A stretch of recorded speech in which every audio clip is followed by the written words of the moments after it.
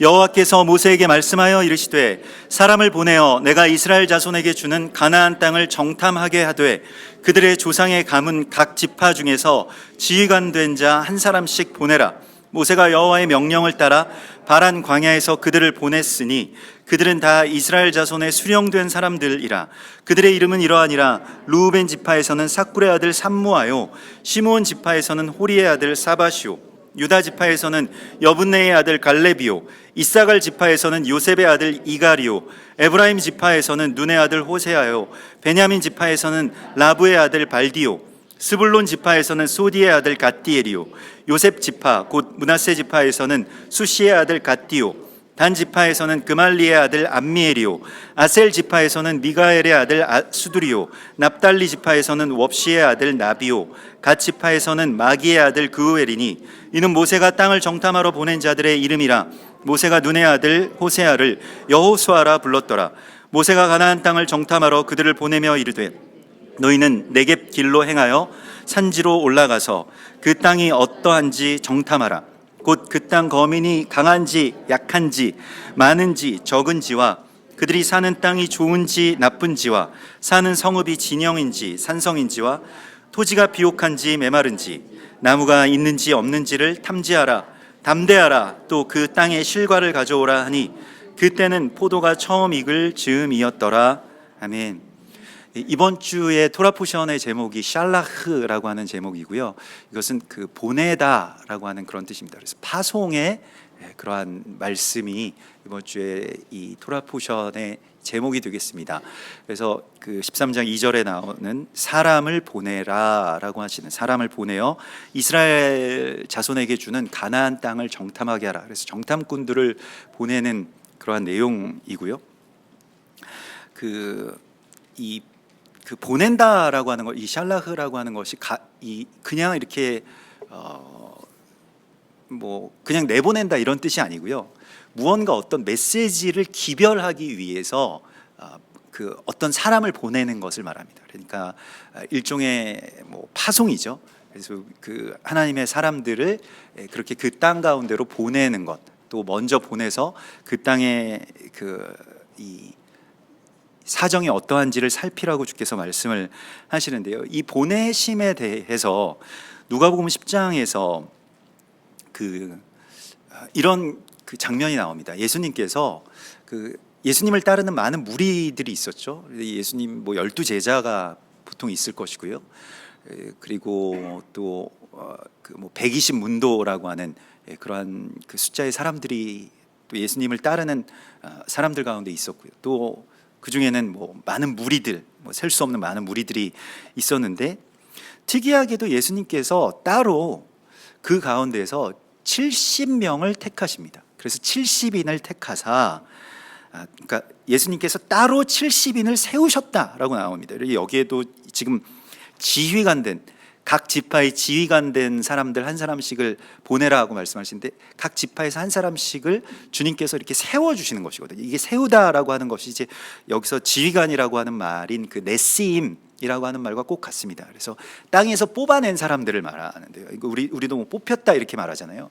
우리 여러분들이 하나님께서, 예수님께서 다 여러분들을 뽑으신 사람들이시잖아요. 그래서 땅에 있다가 땅에 속하지 않고 이제 하나님의 나라로 뽑은 사람들을 여기서 이렇게 지휘관이라고 말하는데, 뭐 이렇게 막대기 들고 사람들 통제하고 지휘하는 그런 사람들이 아니고, 지금 이 백성들 가운데서 하나님께서 따로 세우신 사람들이고, 예수님이 그 따로 70인을 세우신 것과 지금 이 말하자면 토라의 말씀과 신약의 그 예수님의 이 누가복음 10장의 말씀이 이제 연결이 됩니다. 그래서 구약 시대에는, 토라에서는 가나안 땅이라고 하는 이 성소를 정탐하기 위해서 12지파의 그 지휘관들, 12지파에서 뽑힌 사람들이 나가게 되었습니다. 그런데 신약에서는 70명의 사람들이 보내심을 받았다는 거예요. 70이라고 하는 숫자는 그 성경 전체에서 그 열방의 숫자로, 열방을 뜻하는 그런 수치로 쓰입니다. 그래서 70인을 보낸다라고 하는 것은 이 열방을 향해서 예수님께서 정탐하러 보내시는 것과 같은 그런 이야기라고 할 수가 있겠습니다. 파송하시는 것이고요. 단순한 어떤 정탐이 아니라 땅 끝까지 이르러서 우리가 주님을 선포하고 주님의 증인이 되고 주님의 나를 선포하고 또 회개를 선포하고 죄사함을 선포하는 그러한 사명을 갖고 우리가 보내심을 받게 되죠. 예수님께서 그 70인을 그렇게 따로 세우셔서 보내시는 그런 장면 가운데서 각 동네와 각 지역으로 둘씩 앞서 보내시며 그렇게 되어 있습니다. 그래서 70명을 그냥 한 사람씩 보내는 것이 아니라 둘씩 또 그 짝을 지어서 그렇게 보내시게 됩니다. 이 신약에서는 이제 두세 사람이라고 하는 것이 굉장히 중요한 역할을 하죠. 어떤 증인된 사람들이기 때문에 그런데요. 사실 증인은 한 사람이어서는 안 되고 꼭 두 사람 혹은 세 사람을 세워야 된다라고 이 토라의 말씀에 나와 있습니다.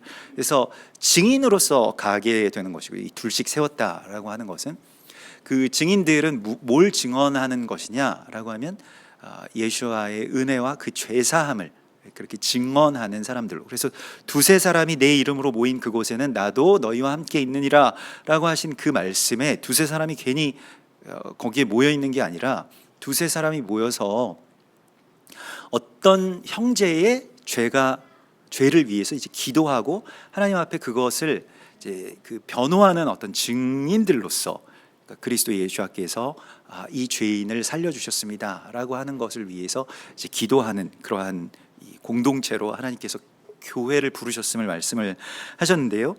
그래서 주님께서 따로 70인을 세우셔서 친히 가시려는 각 동네와 지역으로 둘씩 앞으로 보내시면서 이렇게 말씀을 하십니다. 갈지어다 내가 너희를 보냄이 어린 양을 이리 가운데로 보냄과 같도다 라고 이렇게 말씀을 하셨습니다. 그래서 제가 신학교 다닐 때 일주일씩 혹은 2주일씩 이렇게 영성 훈련이라고 하는 것을 하기 위해서 이제 기도원에 포천에 있는 어떤 그 기도원에 이렇게 들어갔는데 그 기도원 들어가서 이제 하는 일이 이 성경 본문을 이렇게 그 교수님이 이렇게 나눠 주시면은 그 성경 본문을 자기가 받아가지고 기도굴에 들어가서 계속 그 말씀을 이제 묵상하면서 또 말씀을 더 구체적으로 이렇게 상상하면서 그 안으로 이렇게 들어가는 그러한 기도를 이렇게 했습니다. 그래서 정말 실제적으로 거기에서 막 이렇게 그 바람이 어떻게 불었는지 아니면 어떤 옷을 사람들이 입고 있었는지 날씨는 어땠는지 또 예수님의 표정은 어땠는지 그런 걸 살펴보라는 거예요. 처음에 그게 말이 되냐 이렇게 생각을 해가지고 별로 이제 잘 와닿지 않아서 그냥 말씀을 계속 읽다가 한 번씩 상상을 해보기 시작했습니다. 정말로 예수님께서 그날에 따로 70인들을 이렇게 보내실 텐데 그 보내시는 예수님의 마음은 어땠을지, 표정은 어땠을지, 그래서 이렇게 좀 더 깊이 그냥 이렇게 어떤 텍스트로서가 아니라 정말 실제의 상황 가운데로 이렇게 내가 그 안으로 들어가는 어떤 그런 이제 훈련 그런 훈련들을 받았었는데요. 그래서 그곳에서 이렇게 들어가서 예수님 얘기를 이렇게 듣다 보니까 70명이 적지 않은 숫자이잖아요. 지금 우리 여기에 모인 우리 성도분들보다 훨씬 더 많은 숫자일 겁니다. 그 70인이라고 하는 그 사람들이 예수님께서 친히 다 그 사람들을 세우시고 격려하셔서 이제 보내시는데 예수님이 가시려고 하는 그 마을, 예수님이 가시려고 하는 열방, 예수님이 가시려고 하는 그 땅을 향해서 이 70인들을 보내시는 예수님의 마음과 또 보내심을 받은 그 70인의 그 느낌이 어땠을까? 굉장히 비장하지 않았을까? 저도 신학교에 들어가서 이제 주님께서 보내기만 하십시오.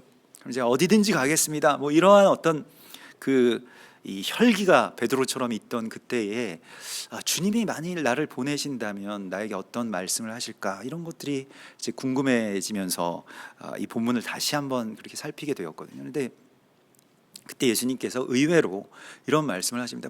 보통 우리가 보낼 때는 거기 가면 정말 좋을 거야, 거기에는 굉장한 일들이 있을 거야, 정말 큰 은혜가 있고 너희가 능력을 나타내게 될 거야, 가서 정말 멋진 사역을 하게 될 것이고 너희가 설교하면 다 사람들이 변화받고 너희가 터치하면 다 사람들이 고침을 받고 이런 정도로, 그것도 예수님이 보내시는데 뭐 어디 뭐 다른 곳에서 파송하는 것도 아니고 예수님이 직접 보내시는 사람들인데, 근데 예수님께서 그 70명을 보내시면서 갈지어다 내가 너희를 보내는 것이 마치 이리 가운데로 양을 보내는 것과 같다라고 이렇게 말씀을 하시더라고요. 갑자기 근데 이 말씀을 또 굳이 저한테 주시는 이유는 무엇인가? 왜냐하면 이게 각 학생들에게 나누어 준 말씀이 다 달랐거든요. 저한테는 이리 가운데 양을 보내는 것 같이 너를 보내겠다 이렇게 말씀을 하시니까 처음에는 나에게 주시는 말씀은 아니었으면 뭐 이렇게 생각을 하고 그냥 우연이었겠지 이렇게 생각하는데, 점점 이게 며칠 동안 계속 뭐 밥만 먹고 계속 이 말씀을 생각하니까요, 마음이 좀 이제 불편해졌습니다. 그래서 어떻게 합니까? 저는 특별히 뭐 어려운 데를 보내시려고 그러나요? 뭐 이렇게 저를 핍박하는 곳으로 제가 갑니까? 막 이렇게 주님께 질문하면서 이 말씀의 현장 가운데서 며칠 동안 이렇게 살다 보니까 나중에 이제 예수님이 양을 이리 가운데 보내시는데 그 예수님의 음성이 들려요. 그게 뭐 저의 어떤 영적인 상상이든 아니면 뭐 저의 어떤 개인적인 어떤 뭐 생각이었든 그것은 제가 알 수 없습니다만은, 다만 이제 예수님께서 양을 왜 이리 가운데 보내겠니? 양이 이리 가운데 가서 뭐 이기라고 보내셨을까요? 양을. 그래서 이리들을 다 처단하고 다 접수하라고. 양이 이리 가운데 보내지면 이리들에게 그냥 다 뜯어 먹히겠죠. 뭐 정말 이 희생당한 양은 뭐 울지도 않는다라고 그렇게 이야기를 하는데요. 양이 가서 모든 것들을 다 자기 자신이 정말 산산조각나고 또 찢겨지고 피 흘리고 그래서 이리들한테 다 먹히게 되는데, 근데 그 이후에 그 양을 먹은 이리들은 어떠하겠니? 이렇게 물어보시더라고요.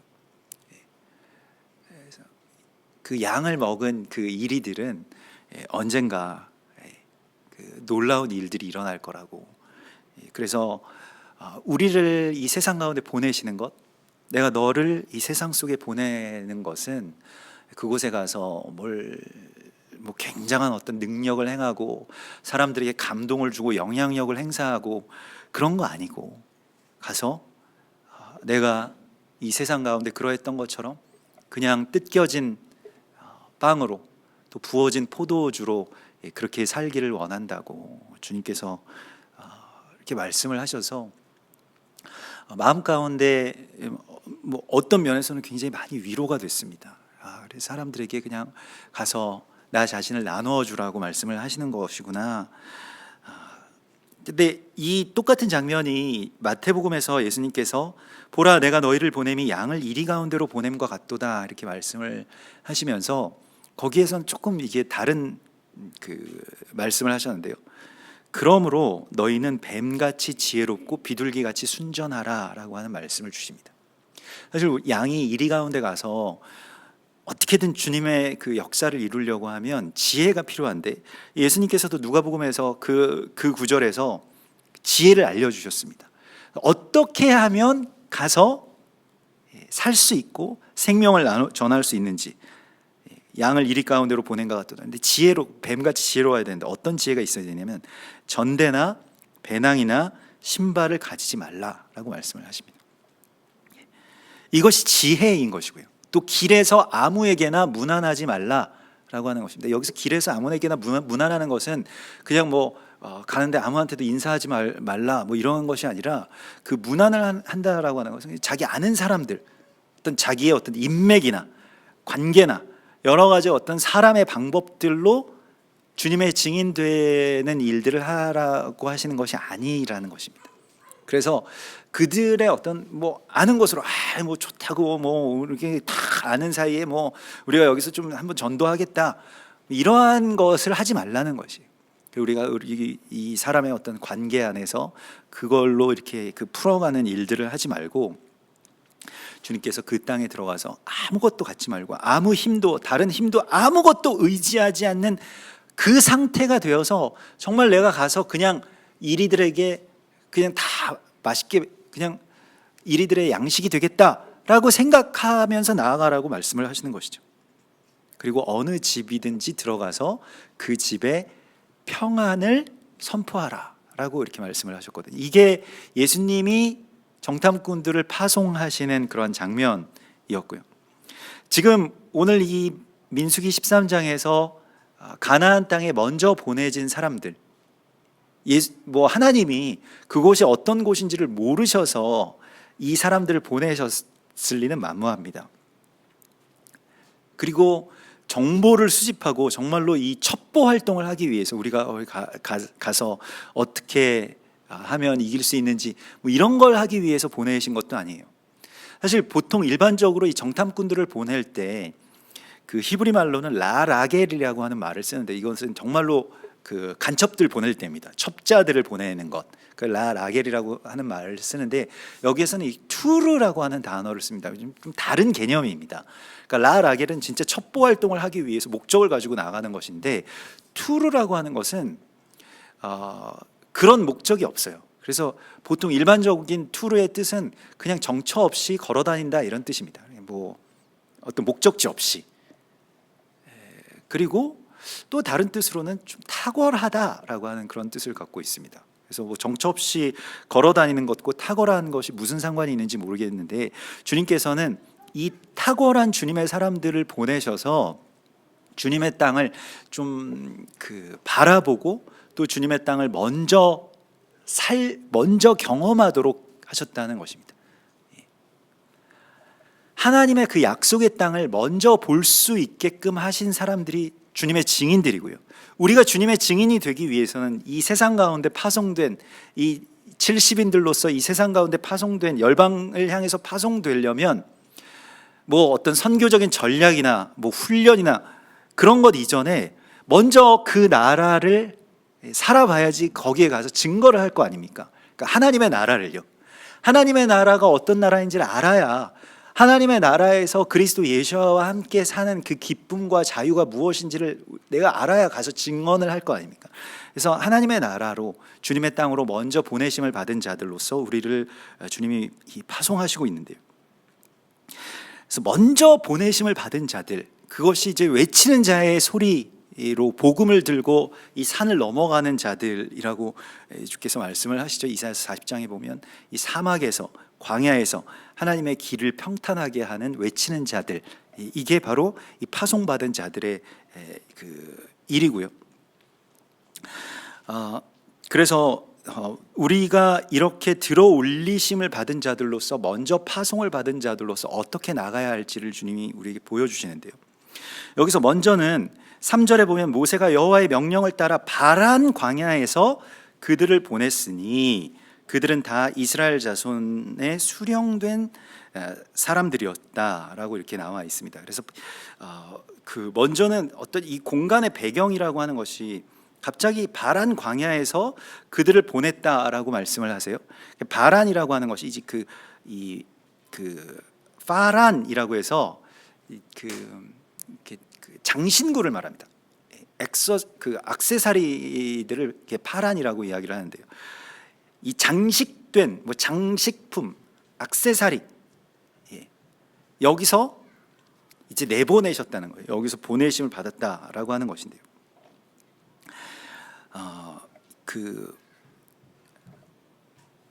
성경에서 이 장신구들을 제거하는 그런 장면이 이 우상들을 자기 안에 있는 우상을 제거하는 장면과 같이 연결돼서 나타납니다. 그래서 창세기 35장에 보면 야곱이 정말 그 가나안 땅에서 큰 두려움 가운데 휩싸였을 때에 가족들을 다 모아서 너희 갖고 있는 그 온 몸에 있는 장신구들을 다 떼어서 여기다 묻자.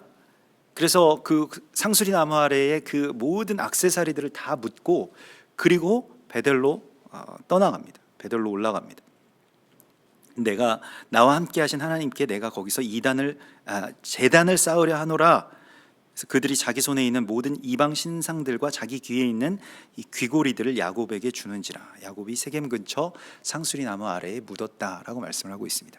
이게 그 십자가에 우리가 못 박아야 될 것이고, 우리가 이 세겜 근처 상수리 나무라고 하는 것이, 이 세겜이라고 하는 것이 이제 예수님이 어깨에 지신 그 십자가를 의미하는 것입니다. 그래서 우리가 십자가 나무 아래에 우리가 무엇을 묻고 출발해야 되는지를 하나님께서 말씀하시는 것인데요. 이 세상의 장신구들을 묻으라고 말씀을 하시고 있습니다. 사사기서에서도 보면 그 기드온이 그 미디안 군대를 물리치고 나서 그들의 장식한 발목걸이와 머리의 망사와 반달 장식을 이렇게 그 제하는 그런 장면이 나옵니다. 그게 다 우상이기 때문에 그렇습니다. 그러니까 우리를 그 다른 것으로 빛내게 하려고 하는 것들 있잖아요. 그게 다 장신구입니다. 하나님의 빛으로 우리가 빛이 나야 되는 존재들인데, 다른 세상의 어떤 그런 금붙이나 뭐 보석이나 아니면 세상의 어떤 성취나 돈이나 뭐 옷이나 뭐 차나 뭐 다른 것들로 자기 자신을 빛나게 하려고 하는 것이, 그게 말하자면 장신구라는 거예요. 그걸 묻어야 된다는 것입니다. 나를 무언가 다른 것들이 빛내게 한다라고 생각되는 것들이 있다면 그 장신구를, 그거 아깝잖아요. 사실 그 장신구를 묻는다는 것이 사실 아까운 일이거든요. 그걸 묻고 출발하라고 주께서 말씀을 하시고 있는 것입니다. 예전에 어떤 전도사님이 이제 막 그 굉장히 털털거리는 차를 타고 다니셔가지고, 되게 오래된 차를 타고 다니셔서 전도사님이 그렇게 타고 다니는 게 좀 위험하지 않은가, 뭐 이렇게 지금 이 시대에 막 티코를 타는 사람이 어디 있겠습니까? 근데 뭐 그렇게 정말 옛날 차를 이렇게 타고 다니셨어요. 그때 나름대로 그래서 보기가 어떤 면에서는 이렇게 좋았는데, 어느 날 이제 그 사모님이 막 그렇게 뭐 어떻게 애를 쓰셔가지고 새 차를 이렇게 뽑으셨더라고요. 그러면서 저도 이렇게 축하드린다고, 이 새 차로 이제 잘 사역하시면 좋겠다고 그랬더니 뭐 그런 말씀을 하시더라고요. 이게 이 식당에 가면 사람들이 표정이 다르다고, 예전에 그 차를 타고 갔을 때랑 지금 이 차를 타고 갈 때 식당에서 대접이 달라지는 것 같다, 막 그렇게 얘기를 하시더라고요. 그래서 그렇지 않을 텐데, 실제로는 뭐 그렇지도 않을 텐데, 뭐 대접이 달라질 만큼 뭐 엄청난 차를 뽑으셨겠습니까? 그 전도사님이 그냥 평범한 차인데, 근데 자기가 계속 그렇게 느꼈던 것 같아요. 그래서 그랬더니 그 좋은 차를 타고 가면은 뭐 식당에서 반찬도 더 준다고 뭐 그렇게 얘기를 하시더라고요. 그래서 그거 아닐 텐데, 오히려 예전에 그 오래된 차를 한 10년만 더 타고 다니면서 진짜 멋있을 텐데, 제가 이렇게 생각을 했었는데, 이 자기를 화려한 장식으로 이 자기를 감추려고 하는 그런 시도들이 일종의 우상 숭배와 같은 이야기라고 말씀하십니다. 우상이라고 하는 것은 우리가 꼭 숭배의 대상이 아니더라도 그냥 나를 이렇게 나를 조금 치장하고 또 나를 감추는 어떤 액세서리와 같은 것들이거든요. 에스겔서 7장 20절에 보면 그들이 그 화려한 장식으로 말미암아 교만을 품었다라고 이렇게 말씀을 하십니다. 또 그것으로 가증한 우상과 미운 물건을 만들었은즉 내가 그것을 그들에게 오물이 되게 하겠다라고 말씀을 하시거든요. 화려한 장식이 나를 어떻게 만드냐면 교만하게 만든다는 것이.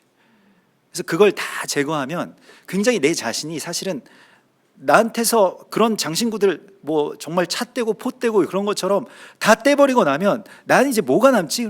나 자신이 굉장히 사실 빈약해집니다. 근데 거기까지 가야 그리스도 예수와의 증인이 되기 시작합니다. 그러니까 나 자신을 그렇게 치장하고 나 자신의 어떤 빛, 나 자신의 매력 뭐 이런 것들을 다 내려놓고 다 배설물 같이 버리면, 사도 바울은 뭐 자기의 로마 시민권이라 할지 아니면 가말리엘 문화생이라고 하는 아주 인류의 어떤 학벌이라 할지 이런 거 다 버렸을 때 비로소 그리스도 예수와의 빛으로 빛나기 시작하거든요. 그래서 우리에게 지금 이 바란이라고 하는 곳에서 그걸 버리라고 말씀하십니다. 세겜 나무, 상수리 나무, 세겜 근처의 상수리 나무, 그 십자가 아래에 내 장신구를 다 버리고 내가 너를 지금 보낼 때가 있다라고 말씀하십니다. 여기서 우리가 이 몸을 가볍게 하지 못하면 가서 분명히 어딘가에 무언가에 당하게 된다는 거예요. 이게 틈이 된다는 겁니다. 뭐 장신구 그거 하나 달고 가면 안 될까? 뭐가 작은 것인데 그것이 이제 우상 숭배의 틈이고, 그것으로 말미암아서 이제 그 어떤 다른 것들이 틈타게 되기 때문에 장신구들을 다 떼어서 버리는 것, 그것이 우리에게 중요하다고 말씀을 하시고 있습니다. 그래서 우리는 그러면 대적은 그 자신의 우상으로, 세상 사람들이 말하는 어떤 그런 우상들로 자기 자신을 장식하게 한다라고 한다면 우리는 어떤 장식을 해야 되느냐, 어떤 것으로 주님의 신부들은 장식을 할 수 있는가? 베드로전서 3장 4절에 보면 이렇게 말씀을 하십니다. 오직 마음에 숨은 사랑을 온유하고 암정한 심령에 썩지 아니할 것으로 그 숨은 사랑을 하면 이것이 하나님 앞에 값진 것이니라. 이것이 장식이 된다는 거예요. 전에 하나님께 소망을 두었던 거룩한 여인들도 이와 같이 자기 남편에게 순종함으로 자기를 단장하였나니, 이렇게 되어 있습니다. 무엇으로 단장한다고요? 뭐 이렇게 뭐 귀걸이, 뭐 목걸이, 뭐 찍어 바르고 이런 것으로 단장을 하는 것이 아니라 완전한 온전한 단장이라고 하는 것은 순종함으로 단장된다는 거예요. 사라가 아브라함에게 주라 칭하고 아브라함에게 순종함으로 자기를 단장하였다, 이렇게 말씀을 하시거든요. 우리가, 교회가 그리스도 예수라고 하는 그 신랑된 우리의 주님께 순종함으로 말미암아, 순종이라고 하는 것으로 말미암아서 우리를 치장할 수 있다고 말씀을 하십니다. 신부의 단장이라고 하는 것이, 하늘에서부터 내려오는 이 새 예루살렘과 신부의 단장이라고 하는 것이 주님께서 우리에게 말씀하시는 것을 온전하게 순종할 때 일어나는 일이거든요. 그래서 주님이 우리에게 그러한 이 말씀하신 것에 대한 순종과 순복으로 말미암아서 온전하게 단장된 상태를 새 예루살렘이라고 말씀을 하시고 있는 것입니다. 그래서 우리가 어떻게 단장되는가? 신부의 순종으로 거룩한 주님 앞에 단장이 되는 것이라고 말씀을 하십니다. 사실 우리가 순종이라고 하는 것과, 순종은 뭐 좋은 것이긴 합니다만은 그것과 신부의 단장이 무슨 상관이 있을까, 이런 생각을 할 수가 있겠죠. 근데 에덴에서 사단이 큰 승리를 거두고 우리의 모든 권세를 빼앗기게 된 그 결정적인 이유가 신부의 불순종 때문이었죠. 그래서 사단은 계속해서 우리에게 다른 것들을 치장해서 신부의 단장을 그렇게 파괴하려고 합니다. 그래서 신부의 불순종으로 말미암아서 계속 그걸 더 이제 원하게 하는 것이죠. 그러니까 신부가 불순종하게 되면 그냥 그 불순종한 신부만 책임이 있는 것이 아니라 그 불순종으로 말미암아서 어떤 일이 일어나냐면 그 신랑에게 똑같이 계속 그 선악과를, 그 금단의 열매를 계속해서 같이 그 신랑에게 먹이게 됩니다. 우리의 신랑 되신 그리스도 예수께서는 우리가 제시하는 그 선악과를 드시지 않죠. 다만 십자가로 다시 못 박히십니다만은, 그러나 아직 완성되기 전인 그리스도 예수의 몸이라고 할 수 있는 뭐 우리 스스로에게나 아니면 서로에게든 이것을 계속해서 더 자신의 어떤 욕망의 그 금단의 열매를 계속해서 먹이려고 하는 것이 또한 우리의 속성입니다. 그래서 이것을 제하는 것, 그것이 신부의 단장이고, 사실 이 신부의 단장이 정탐꾼들의 파송과 아주 깊은 연관이 있게 됩니다.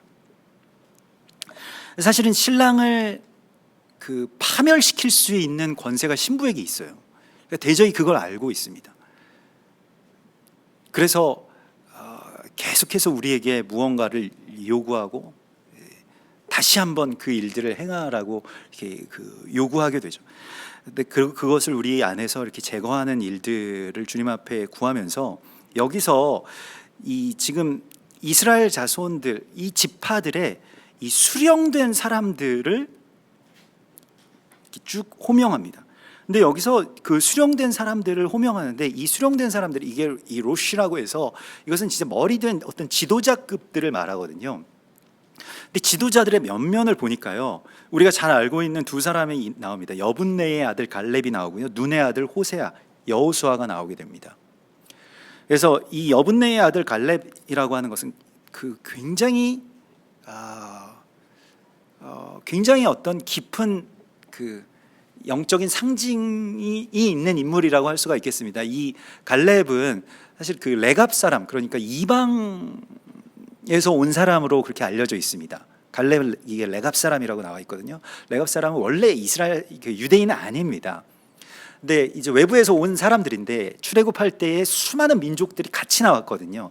그래서 이 열방을 예표하는 인물이고, 갈렙이라고 하는 인물은요, 그 갈렙이 그런데 어디에 편입되어 있냐면, 어디에 지금 접붙임을 받고 있습니까? 유다 지파에 있어요, 갈렙이. 그래서 갈렙은 유다 지파의 어떤 직계 자손이 아닌데 유다 지파에서 지금 머리 역할을 하고 있습니다. 대단한 일이죠, 사실은. 이게 이제 이 이스라엘과 이 유대인과 이방의 접붙임과 연결이 되는 그러한 일이고요. 이름도 갈렙이라고 하는 이름은 개라고 하는 그런 뜻을 갖고 있습니다. 별로 이렇게 좋은 이름은 아닌 것 같이 느껴지는데, 여분네의 아들이라고 되어 있고, 여분네는 그가 준비할 것이다, 그가 예비할 것이다, 이런 뜻입니다. 이방의 교회가 그리스도 예수와의 오심과 이 한 세 사람에 대한 어떤 예비를 해야 되는데, 그것을 맡은 자가 바로 갈렙이라는 거예요. 갈렙은 충성된 종의 어떤 표상입니다. 개라고 하는 것은 비천함을 개의치 않는 거예요. 자기의 비천함과 자기가 모욕당하는 것과 이런 것을 개의치 않는 것입니다. 그래서 이 갈렙과 같은 갈렙의 스피릿을 가지고 있었던 사람이 바로 수로보니게 여인이죠. 신약 성경에서 예수님이 일부러 막 자존심을 건드리시잖아요. 사실 우리가 딴 거 건드리는 거 다 괜찮은데 자존심만큼은 내가 무너지게 되면 굉장히 우리가 타격이 많거든요. 딴 거 사실 뭐 한 대 툭 때려도 사실 괜찮아요. 근데 자존심을 건드리는 말을 하면 이 뭐 자녀들과 부모의 관계에서도 그렇고, 뭐 부부 사이의 관계에서도 그렇지 않습니까? 제가 지금까지 그래도 잘 이 자녀들이나 아니면 그 집에서 이렇게 잘 지내는 그 비결이 뭐냐면, 자존심을 건드리는 말을 하지 않거든요. 너는 왜 뭐 그것도 못하냐, 뭐 이런 말을 잘 하지 않으려고 많이 애를 쓰거든요. 혹시 자존심이 상하시지 않을까, 우리 자녀분들께서, 또 저희 아내분이. 그래서 자존심만은 건드리지 말자, 딴 거는 뭐 건드릴 수 있다고 하더라도. 근데 이 갈렙이라고 하는 것은 그 자존심마저도 내팽개친 사람이고요. 수로보니게 여인도 마찬가지고요. 개들한테 줄 양식이 없다, 이게 예수님이 하실 말씀입니까? 사실 우리가 기대했던 거에서 상처를 받으면 상처가 더 크죠. 저 사람 진짜 좋은 사람인 줄 알았는데, 예전에 저도 학교 다닐 때 제가 이렇게 착해 보여서 그런지 저한테 막 이렇게 장난치고 그러는데, 제가 막 이렇게 뭐 안 좋게 얘기하고 이러면 막 상처를 받더라고요. 넌 되게 착한 애인 줄 알았는데 왜 그러냐고. 예수님 되게 착하신 분인 줄 알았는데 그냥 누구나 다 오래면서요, 수고하고 무거운 짐 진짜 다. 그래서 뭐 어떻게든 찾아가지고 자기 딸 고쳐달라고 왔는데, 개들한테 줄 게 없다니요. 개라니요. 뭐라고 그러셨습니까 지금? 개라고요? 뭐 이렇게 말할 것 같잖아요. 근데 그 수로보니게 여인이 개들도 땅에 떨어진 부스러기를 먹습니다. 부스러기라도 주십시오. 여기에 진짜 승리가 있었던 거거든요. 그러니까 갈렙의 스피릿이 바로 그 스피릿입니다. 뭐 어떻게 해서든지 간에 주님께서, 그래서 이 갈렙이라고 하는 사람, 특별히 이 레갑 사람인 이 이방의 교회들이 어떻게 해서든 이 영성을 가지고 주님의 나라를 회복하기를 원하세요. 이스라엘과 연합한다, 한 세 사람을 이룬다, 그게 꼭 우리가 지금 이스라엘이라고 하는 이 현대 이스라엘과 유대인들과의 연합도 마찬가지고요. 뭐 우리 부부의 관계도 어쩌면 이스라엘일 수 있습니다. 아직까지 돌아오지 않은 남편이 이스라엘일 수 있고요. 또 자녀가 이스라엘일 수 있죠.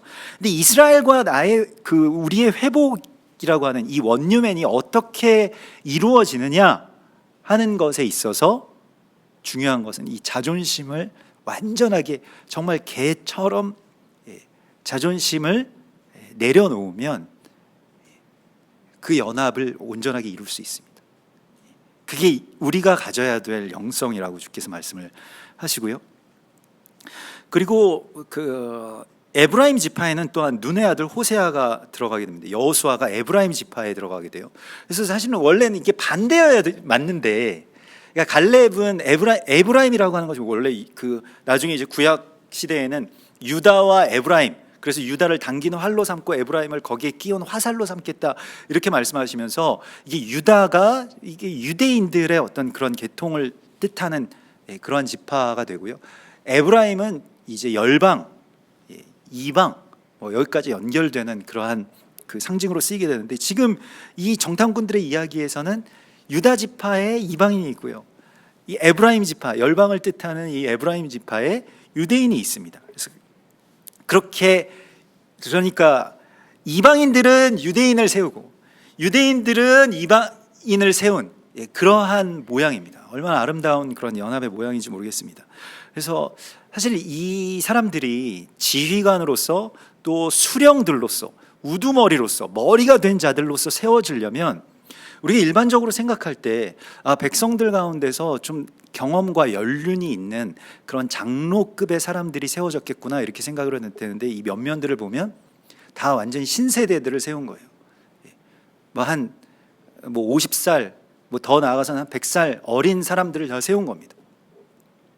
우두머리로 이런 사람들을 세운다라고 하는 것이 공동체에서 얼마나 이렇게 건강한 일인지 모르겠습니다. 그래서 이 사람들을 세우는 그 사명이 또한 우리 가운데 있고요. 이렇게 이 사람을 세우는 일은 그냥 하나님께서 독단적으로 하시는 것이 아니라 공동체의 어떤 열매로서 주어지게 됩니다. 우리가 갈렙 같은 사람을 세울 수 있을까요? 또 이방인으로서 그 여호수아와 같은 그 주님의 사람을 세울 수 있을까요? 이것이 이제 우리에게 관건이고 남은 과제라고 말씀을 하시는데요. 지난주에 제가 본문을 보니까 레위인들의 어떤 그 은퇴 시기에 대해서 하나님께서 말씀을 하시는데, 레위인들의 은퇴가 굉장히 빨랐더라고요. 당시에는 사람들이 오래 살았기 때문에, 또 레위인들은 무슨 특별히 막 엄청난 그 농사를 짓거나 노동을 하는 게 아니기 때문에 그 은퇴를 굉장히 좀 늦게 하지 않았을까 이렇게 생각하는데, 의외로 은퇴가 레위인들은 정령이 언제였던 것 같습니까? 보통 우리가 오늘날에는 70세, 지금은 70세도 너무 창창하시기 때문에 80세까지 해야 된다, 이렇게들도 얘기를 하시죠. 근데 레위인들 은퇴 연령이 50세였습니다. 50이 되면 이제 레위인은 은퇴하는 거예요. 그래가지고 은퇴해서 그냥 쉬는 게 아니라, 은퇴한 다음에 어떤 일을 하게 되어 있냐면, 이제 새로 25살부터 또 레위인은 직무를 시작하는데, 25살짜리 새로 시작하는 사람들을 수종들라 이렇게 되어 있습니다. 거기선 정말로 그 히브리 말 그대로 그냥 종노릇하라는 거예요. 그분들을 그냥 섬기라고 하는 것입니다. 그래서 이거구나, 나도 이제 50에 은퇴해야 되겠구나, 이 생각이 딱 들더라고요. 50이 되면 이제 은퇴하고 자기가 막 사람들을 이끌고 자기 사역을 하고 높아지고 이런 거 아니고, 이제 그쯤 되면 이제 그때 어느 정도 힘도 있을 때잖아요.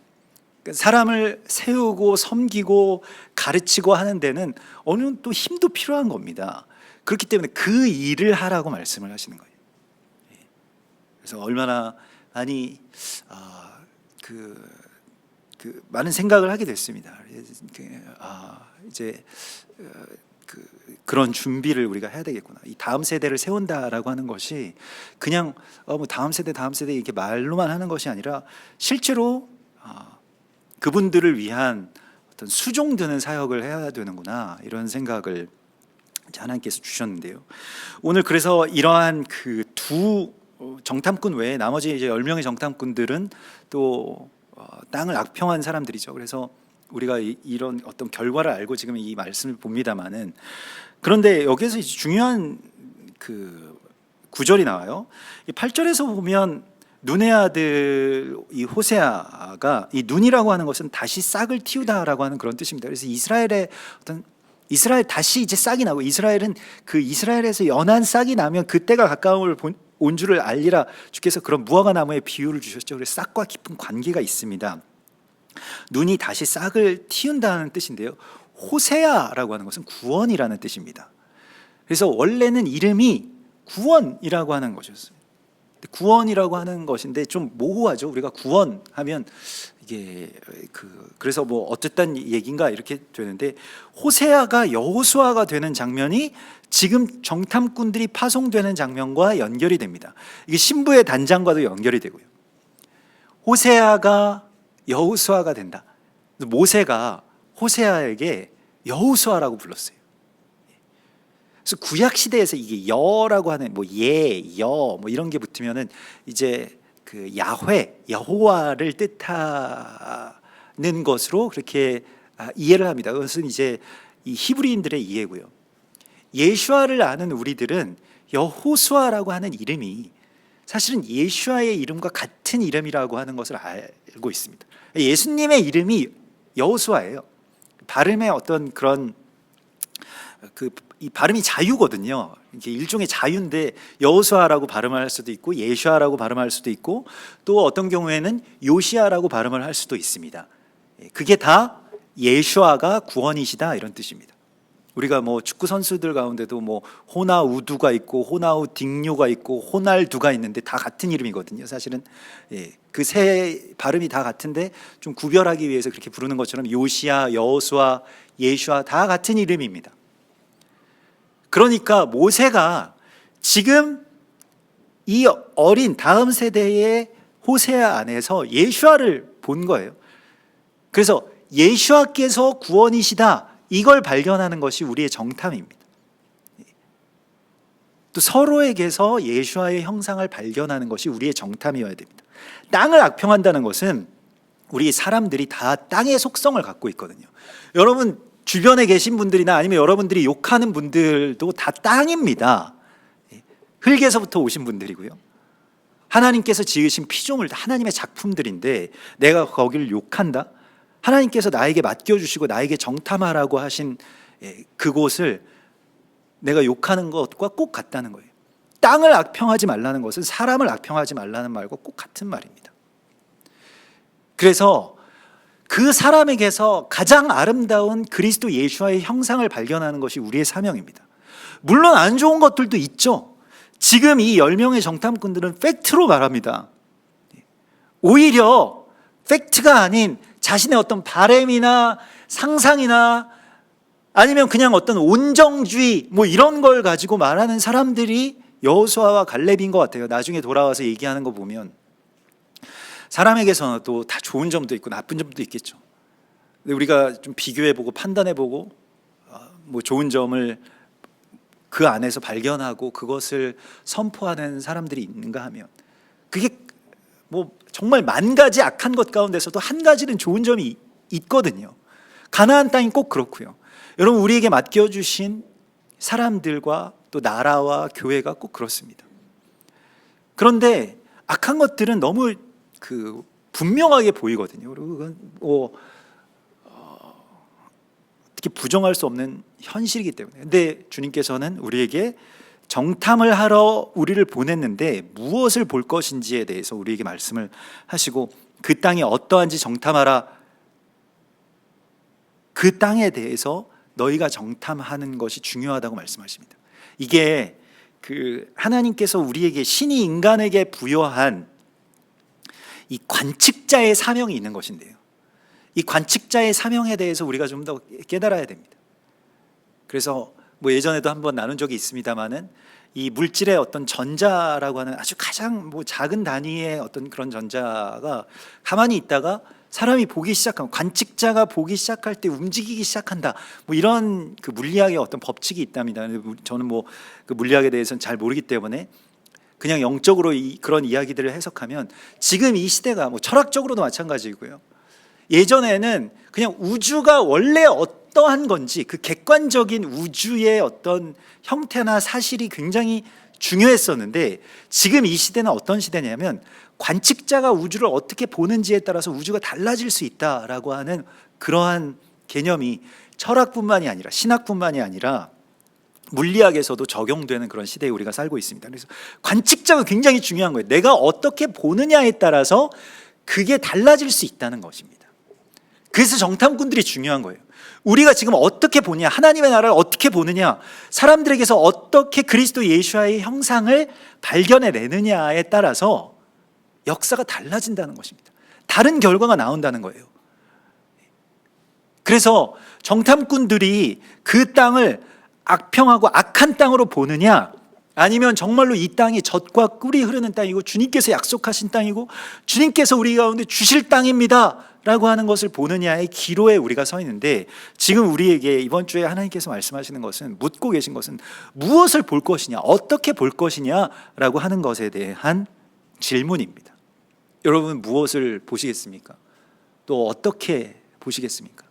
이스라엘에 대해서 악평하게 하는 것이 이방의 교회에게 대적이 원하는 선악과입니다. 계속 요구할 겁니다. 유대인들에 대해서 이 반유대주의라고 하는 것이 교회에서부터 시작됐다라고 하는 것을 우리가 알고 있죠. 교회의 이름으로, 십자가의 이름으로 유대인들을 처단하고 비방하고 욕하고, 지금도 반유대주의적인 뭐 설교나 신학 굉장히 많이 있습니다. 유대인들이 뭐 이렇게 악하고 교만하고 목이 고든 백성이어서, 그게 이제 이 대적의 어떤 계획이죠. 그걸 돌이키는 것이 우리의 사명이라고 말씀을 하십니다. 물론 그런 측면이 없지 않겠죠. 있다고 할지라도 본다라고 하는 것은 일종의 선택입니다. 그냥 보여서 보는 게 아니에요. 그래서 우리가 어떻게 볼 것인가라고 하는 것에 대해서 예수님께서 우리 가운데 알려주신 이야기가 있습니다. 무엇입니까? 요한복음 9장에서 날 때부터 소경된 자의 이야기를, 그러한 어떤 사건 가운데서 예수님이 그 바리새인들에게 너희가 못 본다고 하면 죄가 없는데 본다고 하니 너희 죄가 있느니라, 이렇게 말씀을 하시죠. 보기 위해서 필요한 것은, 우리가 제대로 보기 위해서 무엇을 볼 것인가 하기 위해서 필요한 것은 우리의 어떤 시력이나 아니면 우리의 어떤 뭐 판단력이나 분별력이 아닙니다. 오늘 민수기 13장 20절에서 주님께서 우리에게 말씀하시는 것과 같이 모세가 그 정탐꾼들에게 이런 말을 하죠. 담대하라, 이렇게 말. 주님께서도 우리에게 담대하라, 이렇게 말씀을 하시고 있어요. 아니, 그게 좀 안 좋더라도, 그 사람이 좀 부족하더라도 거기에 대한 좀 담대한 마음을 가지라는 거예요. 자녀들에 대해서도, 자녀들 얼마나 지금 불안정합니까? 불안정하고, 어떻게 하나, 얘가 어떻게 뭐 제대로 살 수 있을까? 뭐 악평이 올라오죠. 수학 점수가 그래가지고 뭐 어떻게 되겠냐, 네가 세상을, 이 험난한 세상을 영어 한마디도 못해가지고 어떻게 살아가겠냐, 막 그런 말이 막 나오는데, 주님께서는 담대하라, 이렇게 말씀하십니다. 거기에 대한 담대함을 좀 가지라고 말씀을 하세요. 보기 위해서 필요한 것은 시력이 아닙니다. 믿음입니다. 두려운 마음 속에서 왜곡이 발생하고요. 그래서 이 두려운 마음들을 우리 안에서 제거하라고 말씀을 하십니다. 그래서 우리가 지금 이 정탐을 출발하는 그런 시간 속에 서 있고요. 우리에게 보라고 하신, 우리에게 가서 보라고 하신 그 보여주시는 그 세상들 속에서 무엇을 볼 것인가? 우리의 자녀들에게서 내가 무엇을 볼 것인가? 우리가 제가 이제 이 샤밧 예배 드리면서 이 토요일 샤밧에 이렇게 좀 자녀들이, 다음 세대가 이렇게 모여가지고, 그것도 아주 소수로 모여서 이렇게 예배 드리다 보니까 되게 별로 이렇게 반응도 안 좋고, 사실은 얘네가 뭐 듣는 건지 찬양도 안 따라하고 막 그냥 가만히 침울하게 이렇게 앉아 있어요. 그래가지고 속으로 어떨 때는 막 짜증이 나가지고, 내가 이렇게 새벽부터 막 짐 싸가지고 와서 막 이렇게 준비하고 이렇게 예배를 드리는데 왜 그럴까, 막 그런 생각이 언젠가 이렇게 들었었는데, 처음에. 근데 어떤 분이 저한테 그런 말씀을 하시더라고요. 여기 이렇게 토요일 날 아침에 온 이 아이들이 얼마나 귀하냐고. 여기 온 거는 진짜 대단한 애들입니다, 저한테 얘기를 하더라고요. 생각해보니까 그렇더라고요. 여기에 이게 몇 명 오지 않은 이 아이들이 정말 대단한 아이들이었던 거예요. 그래가지고 다시 보였다니까요. 얘네들이 어떻게 여기까지 이렇게 올 수 있었을까? 예? 뭐 이렇게 뭐 엄청난 그런 좋은 일이 일어나는 것도 아닌데도 불구하고 여기 이렇게 와서 어떻게든 앉아 있는 저 아이들이 얼마나 귀한가, 이런 걸 다시 보게 되더라고요. 여러분, 본다라고 하는 것은 선택입니다. 그리고 거기에는 그리스도 예수와의 마음으로 볼 수 있는 이 능력이 필요한데, 보는 것에 대한 주권을 주님께 올려드리는 것만이 우리가 제대로 볼 수 있는 길입니다. 그래서 나는 볼 수 없습니다 라고 하는 것이 정말로 잘 볼 수 있는 길입니다. 내가 지금까지 보고 판단하고 단정 짓고 있었던 것들 다 내려놓고요, 주님 지금 어떻게 보십니까? 라고 하는 것을 계속 물어야 되는 거예요. 내가 보지 못한다라고 한다면 뭐가 보이는지를 주님께 물어야 되는 거 아니겠습니까? 주님이 보시는 것에 대해서 내가 볼 수 있다면 거기에 승리가 있다는 것입니다. 근데 우리는 계속 내 눈에 보이는 대로 선택하고 판결하고 판정짓고 저주하고 비방해 왔던 것이죠. 그것을 돌이켜서 주님 뭐가 보이십니까? 주님 어떻게 보면 될까요? 라고 주님께 계속 묻는다면 우리가 마침내 그 아름다운 땅, 그 가나안 땅에 정말로 젖과 꿀이 흐르는 그 모습을 어디에서든 보게 될 것입니다. 바로 그곳이 우리의 천국이라고 주께서 말씀을 하십니다. 우리 같이 기도하겠습니다. 주님 감사합니다. 우리가 이 땅 가운데서 하나님의 나라를 바라볼 수 있게 하여 주시고, 또 우리가 참으로 주님 허락하신 사람들 안에서 거룩한 그리스도 예수와의 모습을 발견할 수 있게 하여 주시옵소서. 우리의 자녀들을 바라볼 때 두려운 마음이 아닌 담대함으로 주님께서 허락하여 주시는 그러한 거룩한 주님의 길을 볼 수 있도록 인도하여 주시고, 주님의 형상을 우리 서로 안에서 발견할 수 있도록 주님 인도하여 주시옵소서. 또한 이 시간 주여, 우리가 오직 주님이 보시는 새 하늘과 새 땅을 보기를 원합니다. 그렇게 교회가 새롭게 단장되게 하여 주시고, 우리가 보고 있던 이 좁은 시각과 또 시야를 벗어버리고 주님 바라보게 하여 주신 더 큰 하나님의 나라와 또 상급을 향해서 나아갈 수 있도록 우리의 눈을 열어주시옵소서. 우리가 오직 주님 바라보시는 대로, 또 주님이 보라고 하시는 것, 또 주님이 보게 하시는 그 방식대로 세상과 사람들을 볼 수 있게 하여 주시옵소서. 거룩하신 예수와 메시아 이름으로 감사하며 기도드리옵나이다.